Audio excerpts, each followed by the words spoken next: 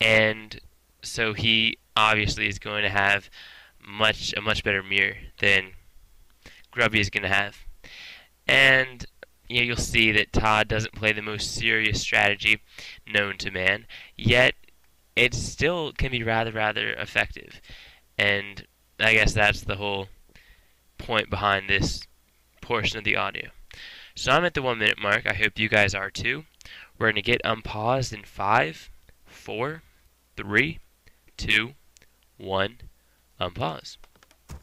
So Todd is spawning in the bottom right, and you can see that he has done not only a tavern build, meaning that his altar is going to be a little bit later, he's done a fast rifle build. Much like Wolf's fast rifle build that you can find in the human strategy forum at WCReplays.com. So I'd suggest you look there for the detailed build. Basically what it entails is not building your altar and first farm quickly, but actually beginning to build them so you can get your spacing correct, and then use all your peasants to mine the 120 lumber that you need for your barracks and your blacksmith, and then build all of the shit, all of the stuff, all your buildings at once. So it's very effective. It's been play tested. It's one of the best and most quick builds, the quickest builds. And actually, since you do get that later altar, because your peasant's going to be harvesting lumber, you will automatically play into that tavern build, which is very convenient for what Todd is planning to do. On the flip side, Grubby has gone a much more typical build, getting the Archmage and footmen, and going to Blizzard harass his opponent. Everyone knows that human and orc especially are very vulnerable to AoE harass, and so I don't know, I guess Grubby is going to take advantage of that little fact. He's actually going to have a pretty successful harass. He's going to get quite a few peasant kills. He just got 2. He's going to get at least a third. But you can see that with this great this great base layout and positioning, the militia sandwiched Grubby's Archmage in between that farm and his town hall and forced a TP. Now, if you guys haven't noticed yet, Todd has picked up the Dark Ranger as his hero. The Dark Ranger is a great creeping hero, as is the human army of the water elementals with the Archmage. And so you'll find that he's going to do very effective creeping with this Dark Ranger and Rifleman. Rifleman and the Dark Ranger have great synergy because they're all ranged units, and the Dark Ranger, using Black Arrow, produces the meat to soak up the damage from the ranged units. Now, with this blacksmith and trying to master Rifleman or build Rifleman, your lumber is going to be pretty much in the troubles, and your tech will be very slow. It didn't help that Grubby also harassed, not destroying, but killing a few lumber peasants. So all that will combine for a later tech.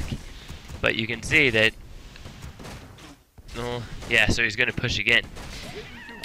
If you look, Todd really doesn't have much of an army to combat the push, and well, I'm sorry, Grubby's not pushing yet. I'm a retard. Sorry, guys. He's not pushing. He crept out of camp to get level 2, and I think now he's probably going to push. But don't quote me on that, as I just showed you I suck at life.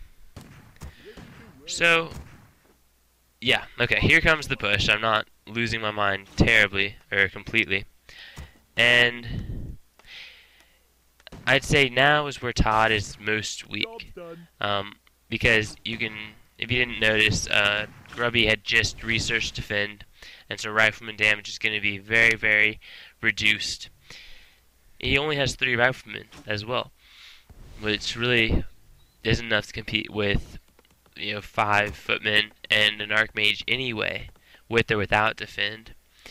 And Yeah, going back with that Blizzard Harass, Todd was again late with that Arcane Tower, and so Grubby can pretty much Blizzard with no impunity.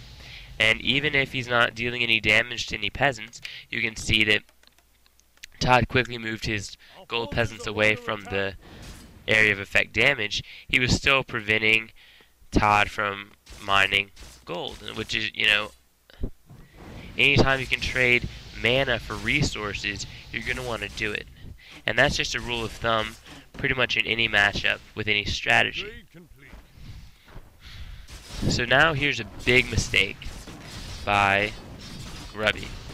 What's happened is the footmen, whose movement speed is really sucky with defend, got sandwiched between Todd's base and the militia. So basically he lost 2 footmen and is forced to retreat. Todd gained a good deal of experience and mostly gained time. Like I said before, his tech was really crappy. You can see that Grubby's already halfway to tier 3 and Todd's only 2/3 the way to tier 2. So right there you can see that he's really not in a good position. Now there's a very nice surround with the trees, riflemen, skeletons, and the Dark Ranger onto the Archmage, and the Archmage of course had to use his TP earlier for that mishap and the initial harassment. And so you're looking at, a dead Archmage level 2, that's like 250 gold, and a good deal of time. It's much more proficient to, how should I say this? Just killing a level 1 hero really does not give you that great an advantage. It takes about 20 seconds to revive, as well as 170 gold, which really, in the grand scheme of things, matters very little, compared to a level 2 hero, which is 250 or 255 gold, and a considerable, like a much longer time.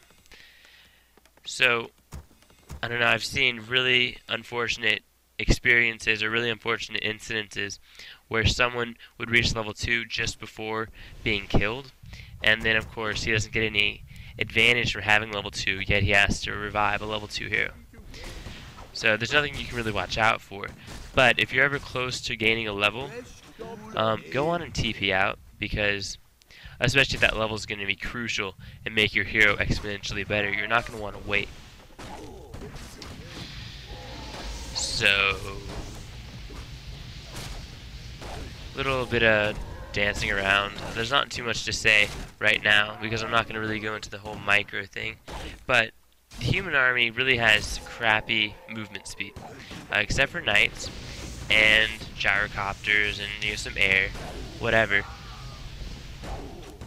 The riflemen, the footmen, the heroes for the most part as well have very bad movement speed, and so you can't really do much range dancing like you can with like the undead army, for instance. You can't do that Crypt Fiend dance where the Death Knight and the Crypt Fiends, powered by Unholy Aura, run in, attack, run back, because you're giving up free hits with the riflemen because they are so slow.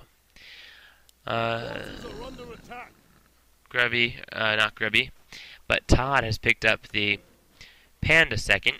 The Panda is always a great hero because it's a great tank, whether or not you can fully monopolize on his spells.